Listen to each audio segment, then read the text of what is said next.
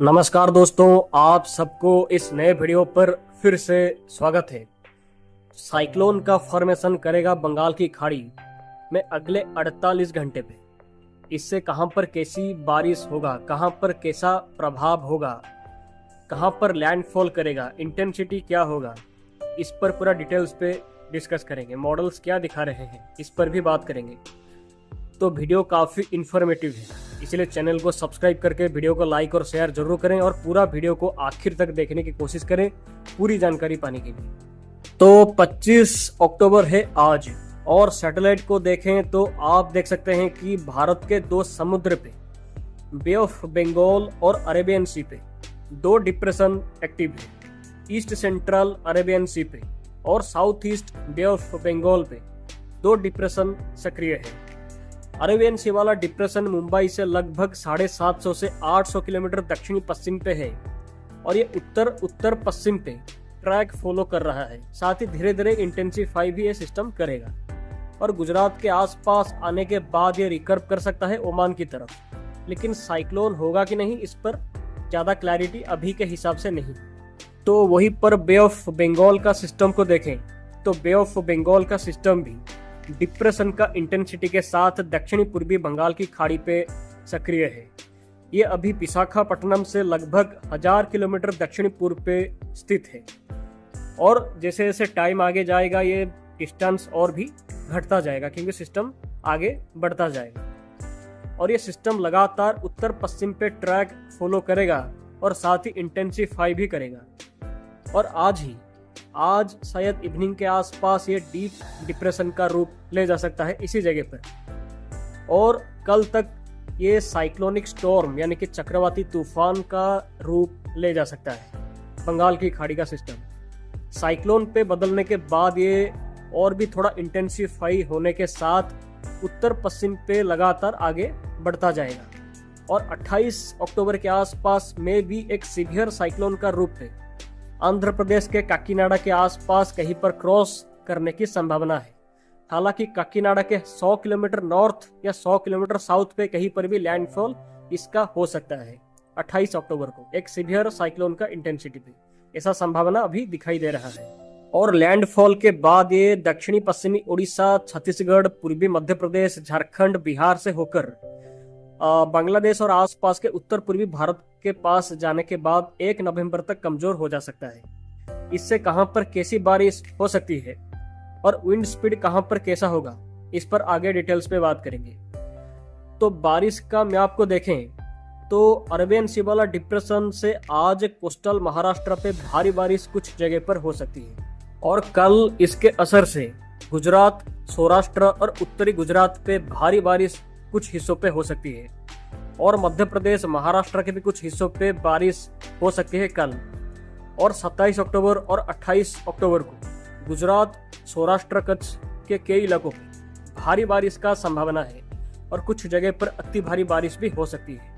और उत्तरी गुजरात के साथ पूर्वी राजस्थान, पश्चिमी मध्य प्रदेश और आसपास के सेंट्रल उत्तर प्रदेश में, केंद्रीय उत्तर प्रदेश के कुछ हिस्सों पे भी बारिश का संभावना है और कुछ जगह पर भारी बारिश भी यहाँ के कुछ जगह पर हो सकती है।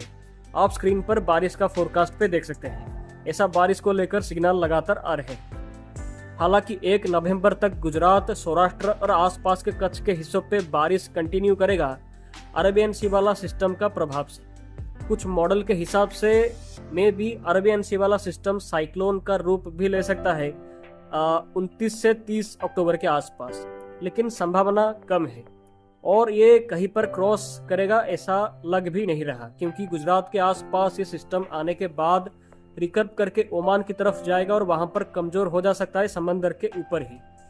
आप स्क्रीन पर फोरकास्ट को देख सकते हैं। इसलिए इससे बारिश का खतरा है, लेकिन साइक्लोन का, लैंडफॉल का अरेबियन सी वाला सिस्टम का कोई खतरा नहीं है। लेकिन ऐसी बारिश के चलते फसलों को नुकसान की संभावना है। तो अभी main system bay of Bengal पर आते हैं। तो बे ऑफ बंगाल पे जो डिप्रेशन है ये अगले 48 घंटे पे साइक्लोन का इंटेंसिटी हासिल करेगा। आई थिंक 24 घंटे के अंदर ही साइक्लोन का रूप ले जा सकता है, ऐसा संभावना हो सकता है क्योंकि 26 अक्टूबर तक साइक्लोन का रूप ये ले सकता है।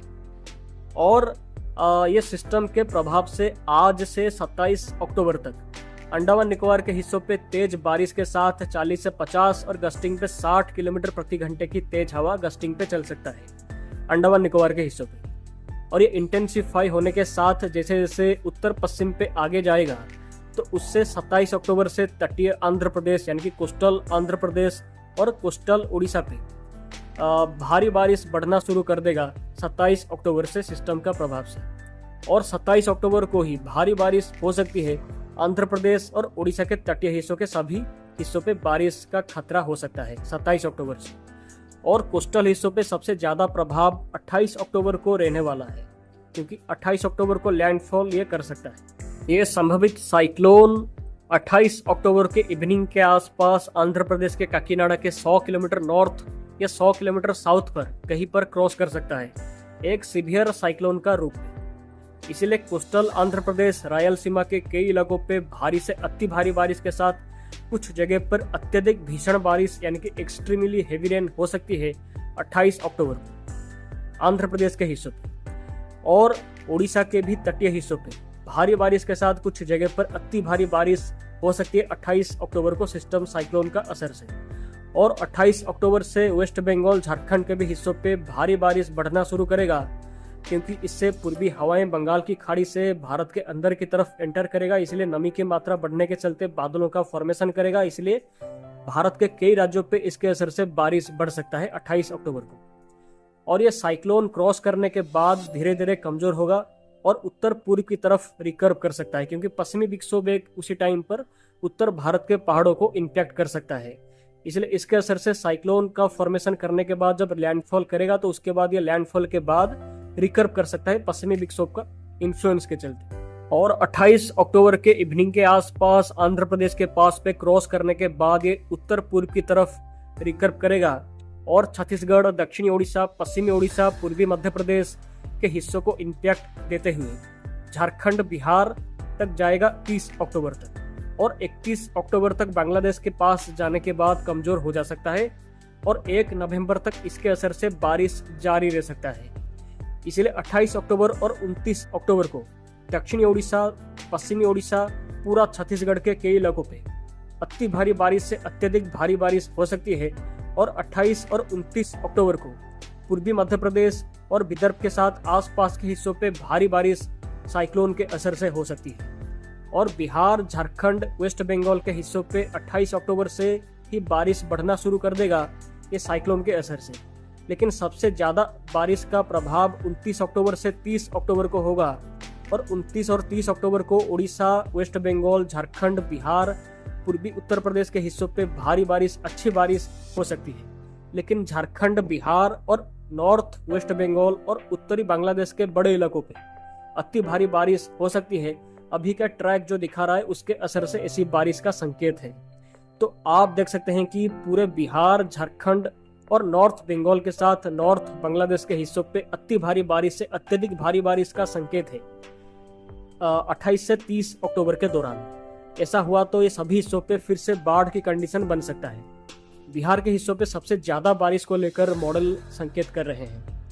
और ये सिस्टम से उत्तर पूर्वी भारत और आसपास के हिस्सों पे भारी बारिश हो सकती है 29 अक्टूबर से 31 अक्टूबर के दौरान तक। और 1 नवंबर तक उत्तर पूर्वी भारत के हिस्सों पे बारिश का प्रभाव जारी रहने की संभावना है।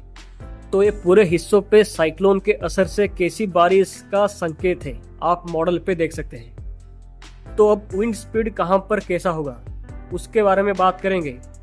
तो साइक्लोन का प्रभाव से 27 अक्टूबर रात आंध्र प्रदेश और दक्षिणी उड़ीसा के तटीय हिस्सों पे 40 से 50 किलोमीटर प्रति घंटे की गस्टिंग विंड्स चलने की संभावना है।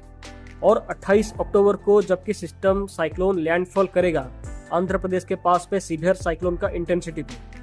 इसीलिए मछलीपट्टनम से विशाखापट्टनम के रेंज पे जो तटीय हिस्सा है ये हिस्सों पे 70 से 80 किलोमीटर प्रति घंटे की तेज हवा के साथ बारिश हो सकती है। में भी पूरे कोस्टल हिस्सों के आसपास के पूरे तटीय हिस्सों पे 90 किलोमीटर तक गस्टिंग स्पीड भी आंध्र प्रदेश के हिस्सों पे रह सकती है साइक्लोन के असर से, खास करके आंध्र प्रदेश के तटीय हिस्सों।